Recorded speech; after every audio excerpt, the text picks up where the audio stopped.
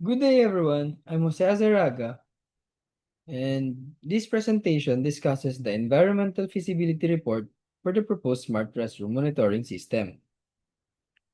The purpose of this presentation is to evaluate whether the project can be implemented responsibly while protecting the environment, complying with the relevant environmental regulations, and promoting long-term sustainability.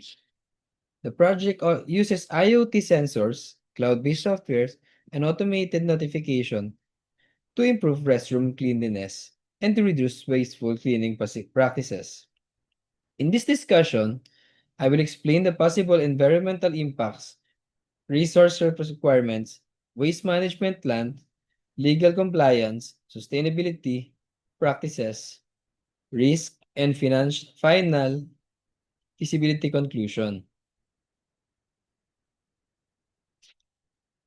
Purpose of the environmental feasibility assessment. The environmental feasibility assessment helps determine if the proposed business can be implemented in a responsible and sustainable way. For this project, the major environmental concerns are not related to heavy construction or large industrial operation. Instead, the concerns are connected to electronic devices, power consumption, internet-based monitoring, and the eventual disposal of sensors, batteries, and other small electronic components. The assessment is important because even a small technology projects should consider their environmental footprint. The goal is not only to prove that the project is useful, but also to show that it can operate with minimal harm with the proper compliance to environmental laws and standards. Project context and environmental scope. The proposed system is mainly a digital and sensor-based solution. Its environmental scope is therefore different from projects that involve construction, manufacturing, or heavy facility operations. The possible air impact is minimal because the system does not emit smoke, fumes, or industrial pollutants during normal operation. The water impact is generally positive because the system can reduce unnecessary cleaning and help facility clean only when needed. The land impact is also limited, but electronic waste must still be managed properly when sensors and batteries become defective. Noise and community impacts are expected to be very low because sensors and monitoring devices operate silently. This means the project has a small environmental footprint but still requires a responsible management. Environmental impact assessment.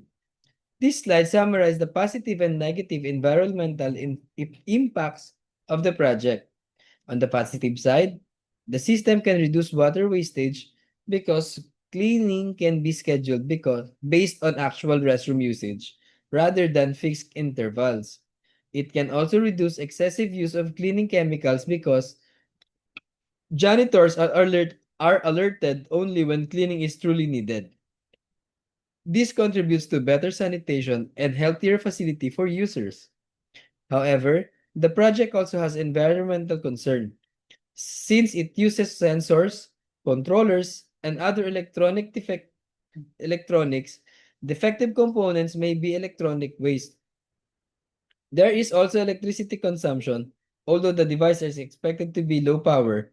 The most important point is that the project is environmentally acceptable as long as the organization uses energy efficient devices, maintain equipment properly, and follow as a clear e-waste disposal plan.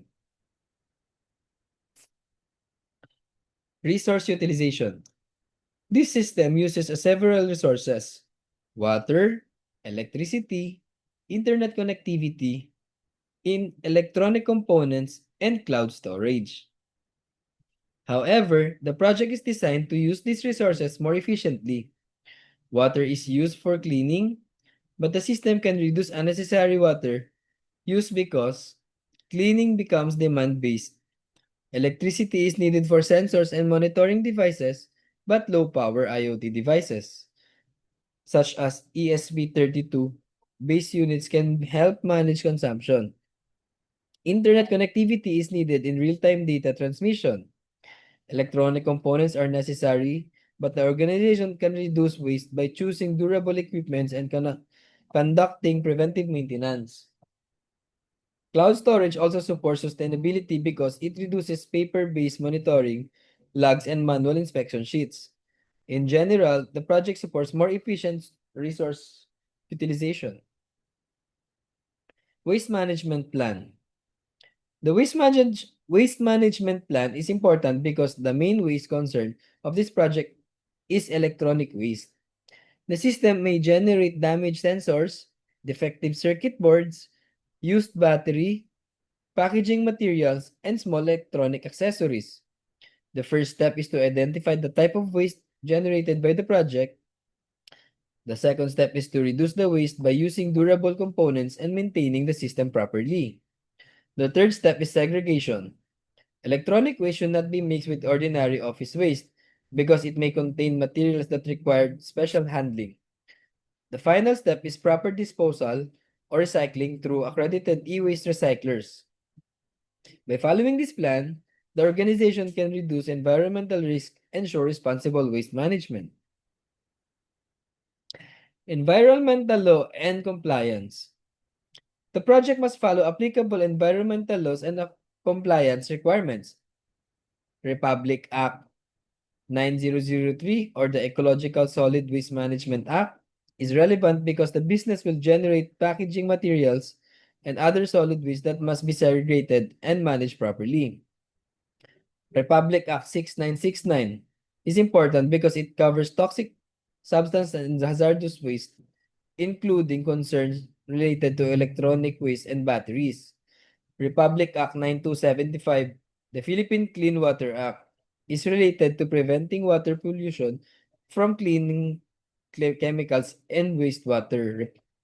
Republic Act 8749, the Philippine Clean Air Act, supports air quality protection and reinforces the need to avoid improper burning or pollution practices. Pollution from cleaning chemicals and wastewater practices. Lastly, DNR and EMB guidelines should follow.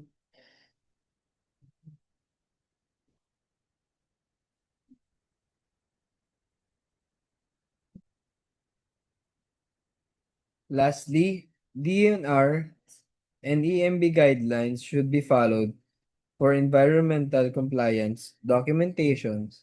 These laws show that even though the project has low environmental impact, it still requires a responsible compliance practices.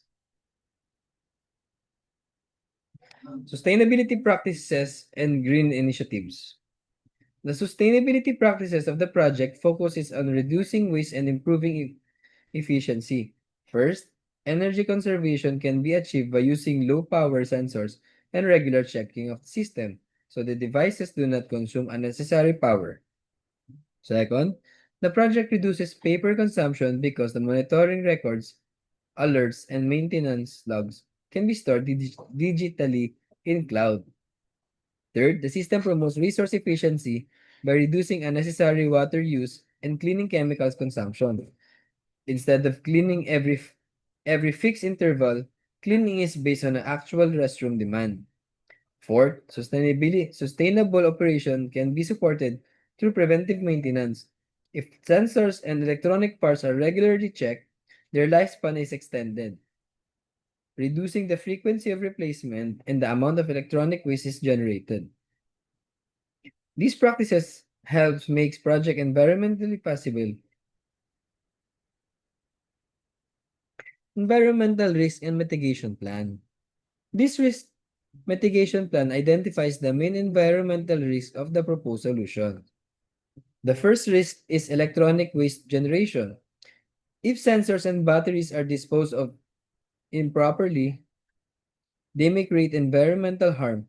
The solution is to establish an e-waste collection process and work with the accredited recyclers.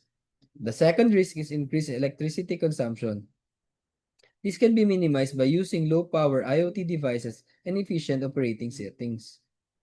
The third risk is improper disposal of batteries, which can be managed by storage and disposal procedure. The fourth risk is equipment failure, which can lead to more waste due to frequent replacement. Regular inspection and preventive maintenance can reduce this risk. Finally, overuse of cleaning chemicals can be addressed by the demand-based cleaning and by choosing eco-friendly supplies when possible. These mitigation strategies make the project more environmental acceptable. Environmental monitoring and emergency response. Environmental feasibility does not end up after approval. The organization must also monitor actual environmental performance during implementation. Monitoring should include checking the electricity consumption of the system, recording damage sensors, and replace components, documenting e-waste disposal, and observing whether the water and cleaning chemical are actually reduced. The process, if a device malfunctions, it should be disconnected safely and inspected by technical personnel. Damaged components should be stored in a designated e-waste container and not thrown with ordinary trash. Any environmental incident should be documented and corrected. This makes environmental compliance and a continuing part of operation rather than a one-time requirement. Final environmental feasibility evaluation. Based on the assessment, the smart restroom monitoring system is environmentally feasible. The project has a low environmental footprint because it does not require heavy construction, large machinery, or industrial production. Its main environmental strength includes improved sanitation, reduced water consumption, reduced chemical use, and more efficient facility management. However, the organization must still address concerns related to electronic waste, electricity consumption, and proper disposal of damaged components.